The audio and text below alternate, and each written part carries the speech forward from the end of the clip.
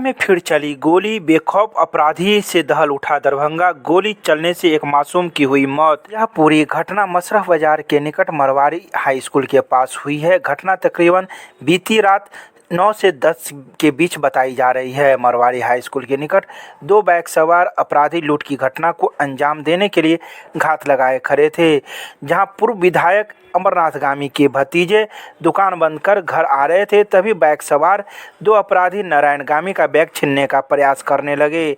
भागने के क्रम में शिवाजी नगर मोहल्ले के निवासी दीपू शाह उम्र 22 वर्ष बताया जाता है, जो फल व्यापारी है, तो अपनी बहादुरी दिखाते हुए अपराधी को धर दबोचने का प्रयास किया।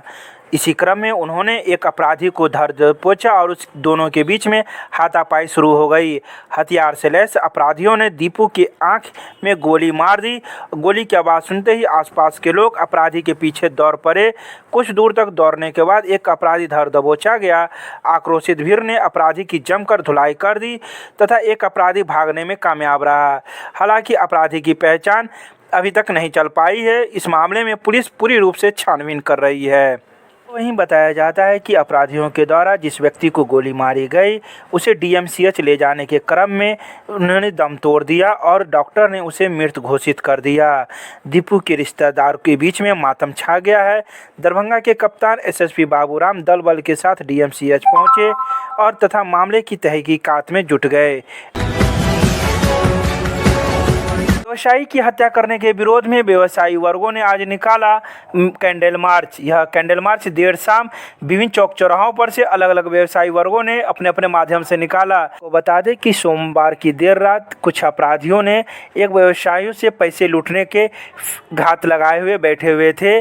जब वो व्यवसायी अपने घर की ओर जा रहा था तो कुछ अपराधियों ने उस पर हमला बोल दिया। उसी व्यवसायी को बचाने के लिए इस व्यवसायी को अपराधियों के द्वारा गोली मार दी गई थी, जिसकी मौत घटनास्थल पर ही हो गई थी। इसी की विरोध में व्यवसायियों में आक्रोश है और जिला प्रशासन के खिलाफ कल दरभंगा बंद करने का ऐलान किया है।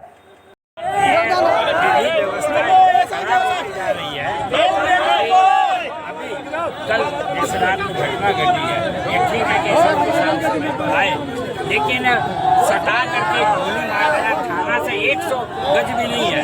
ये थाना बिल्कुल बेकार है। इस थाना के जितने अफसर हैं कोई काम के नहीं है। सब बिका हुआ है, सब दारू पर बिकता है, दारू का धंधा करता है, हर दिन दारू वालों से मिलता है और कोई काम नहीं है।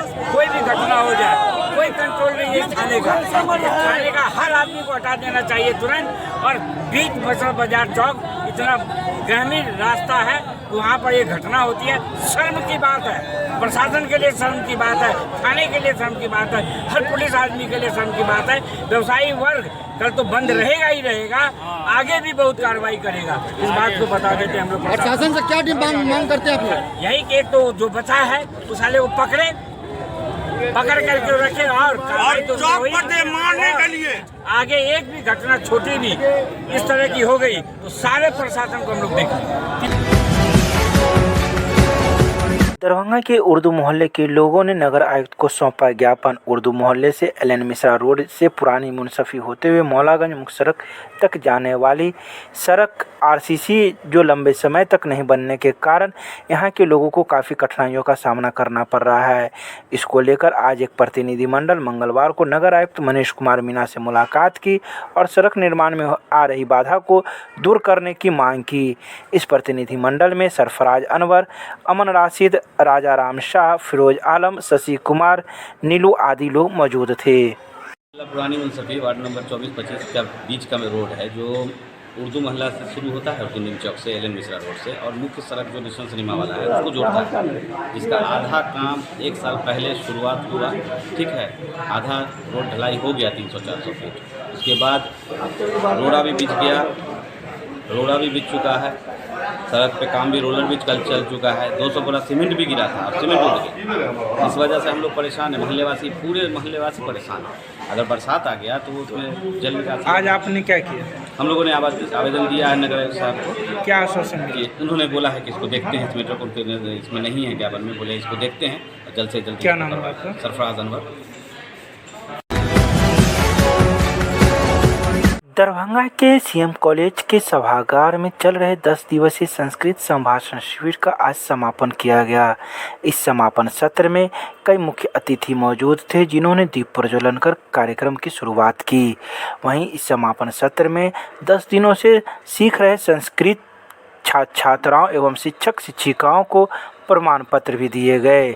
इस अवसर पर महाविद्यालय के प्रधानाचार्य प्रोफेसर विश्वनाथ झा, महाविद्यालय संस्कृत विभाग के विभागाध्यक्ष डॉक्टर RN चौरसिया सहित प्रशिक्षु भी मौजूद थे। ये जो है ना संस्कृत भारती के तरफ, संस्कृत भारती एक संस्था है, उसके तरफ से ये चलाया जाता है। मतलब उसी संस्था के अनुसार ये पाठ्यक्रम का निर्माण हुआ है और उसके अनुरूप ही हम लोग पढ़ाते हैं इसको। तो इसमें जो है पाठ्यक्रम जो है बहुत सरल से है और संस्कृत भाषा को सीखने के लिए, संस्कृत भाषा को मतलब प्रत्येक लोग, ऐसा नहीं कि छात्र ही, जिसको इच्छा है सीखने की वो सीख सकें, इसके लिए यहाँ पर ये आयोजित किया गया था और 10 दिन का ये था, जिसका समापन हुआ है। तो इसमें पढ़ाया गया सभी मतलब बोलचाल की भाषा में कैसे हम प्रयोग कर सकते हैं। तो आप लोग भी देखे हैं कि बहुत सारे बच्चे अपना अनुभव सुनाए हैं कि कितने अच्छे से बोल पा रहे हैं, कितने अच्छे से सीखे हैं इस सब के बारे में। कितने लोगों ने इसमें यहाँ पर मतलब 80 का एडमिशन हुआ था, नामांकन हुआ था यहाँ पर। इसमें शिक्षक भी शामिल? शिक्षक भी 10 से अधिक शिक्षक थे और छात्र लोग भी थे। आपका क्या नाम हुआ? मेरा नाम अंशु कुमार है। सीएम कॉलेज दरभंगा के संस्कृत विभाग के तत्वावधान में 10 दिवसीय संस्कृत संभाषण शिविर का समापन हुआ है। यह शिविर कई मायनों में विशेष है, क्योंकि इसमें सरल संस्कृत बोलने का छात्रों शिक्षकों को अभ्यास कराया गया है। अंशु कुमारी मुख्य प्रशिक्षिका के रूप में विगत 10 दिनों से लगातार शहर के करीब 60 से अधिक छात्र छात्रा तथा 15 शिक्षक शिक्षिकाओं को उन्होंने संस्कृत बोलना सिखाया है और यह प्रयास बहुत ही सराहनीय रहा है, क्योंकि इसके माध्यम से संस्कृत के प्रति लोगों का रुझान बढ़ा है। और इस कॉलेज में विभिन्न परीक्षाओं के आयोजन के बीच भी यह शिविर काफ़ी सफल हुआ है, संचालित हुआ है। संयोजक के रूप में हमारे सहयोगी सहायक प्राध्यापक संजीव कुमार झा का भी काफ़ी मेहनत रहा है सफल बनाने में। प्रधानाचार्य विश्वनाथ झा का मार्गदर्शन हम लगातार प्राप्त करते रहे हैं और इस शिविर जो है वो केवल मात्र शुरुआत है। इसके बाद आगे हम लोग और अनौपचारिक संस्कृत शिक्षा का उपकेंद्र यहाँ खोलने जा रहे हैं, जिसमें नियमित रूप से सालों भर संस्कृत सिखाने की कक्षाएँ होंगी। 6 वर्षीय 3 महीने का 4 महीने का कोर्स होंगे, जिसमें छात्र छात्राओं को पुस्तक उपलब्ध कराई जाएगी और प्रशिक्षण लगातार चलता रहेगा। ये एक जागृति है और संस्कृत के विकास को आगे बढ़ाने के लिए, प्रचार प्रसार के लिए हम अनवरत कार्यशील रहेंगे। मैं डॉक्टर RN चौरसिया, संस्कृत विभागाध्यक्ष, सीएम कॉलेज दरभंगा। दरभंगा के मिथिला विश्वविद्यालय के मनोविज्ञान विभाग में 2 दिवसीय राष्ट्रीय सेमिनार का आयोजन किया गया था। ये राष्ट्रीय सेमिनार ऑनलाइन ऑफलाइन दोनों माध्यमों से आयोजित किया गया था, जिसका विषय था psychology in India future prospects. इस 2 दिवसीय राष्ट्रीय सेमिनार में विभिन्न माध्यमों से अतिथियों ने अपने अपने विचार रखे, वहीं आए शोधार्थी छात्रों ने भी अपने अपने विचार रखे। इस राष्ट्रीय सेमिनार में विभाग के कई छात्र छात्राओं ने भी अपने अपने शोध प्रस्तुत किए और इसकी सराहना आए अतिथियों ने भी की।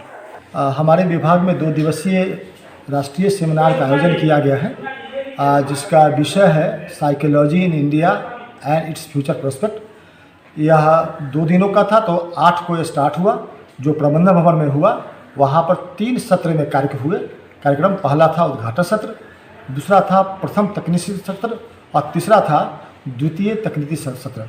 इस तीनों कार्यक्रम और आज जो दूसरा दिन है सेमिनार का, इस दूसरे दिन के जो सेमिनार है उसमें हमने इस बात का प्रयास किया है कि आज हमारे सारे बच्चे ऑफलाइन प्रेजेंटेशन करें। 50 से अधिक बच्चों का प्रेजेंटेशन आज होना है और आज इस अवसर पर हमारे पास अतिथि के रूप में इंडियन साइकोलॉजिकल एसोसिएशन के अध्यक्ष प्रोफेसर तारनी जी उपस्थित हैं, जिनके निर्देशन में यह तकनीकी सत्र चल रहा है और इसका आज समापन होगा। क्या नाम है आपका? मेरा नाम है ध्रुव कुमार और मैं यहीं पर प्रोफेसर हूँ, स्नातकोत्तर मनोविज्ञान विभाग में। दरभंगा के मिथिला विश्वविद्यालय के जुबली हॉल में यूजीसी के 11वीं एवं 12वीं पंचवर्षीय योजना के तहत अनुदान प्राप्त समायोजन के लिए सोमवार से ही 3 दिनों का एक बैठक आमने सामने यूजीसी के सदस्यों के द्वारा की जा रही है।